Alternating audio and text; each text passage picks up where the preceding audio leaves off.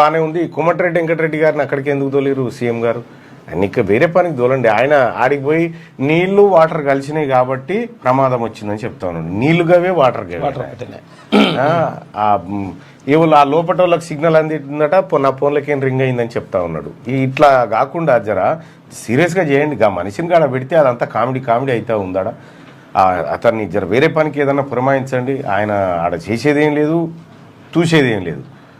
సరే ఇంజనీరింగ్ సగం దాకా చదివిండు, కానీ చదివినప్పటికి కూడా ఆ మనిషి చెప్తున్న మాటలకు ఓ సంస్థతో మాట్లాడేది ఉంటే సంస్థ ఇడిచిపెట్టి ఆయన పేరు అని చెప్తా ఉన్నాడు. సో అంత గందరగోళం ఉంది అక్కడ. కన్ఫ్యూజన్, మీడియా కన్ఫ్యూజన్, అందరి కన్ఫ్యూజన్ ఉంది.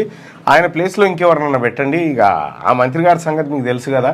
అందుకోసమే ఆ ఎస్ఎల్బిసి టన్నెల్కి సంబంధించినటువంటి వ్యవహారంలో వేరే మంత్రులను పెట్టి అక్కడ ఎప్పటికప్పుడు చూడండి, ఎప్పటికప్పుడు మీడియాకు సమాచారం ఇవ్వండి.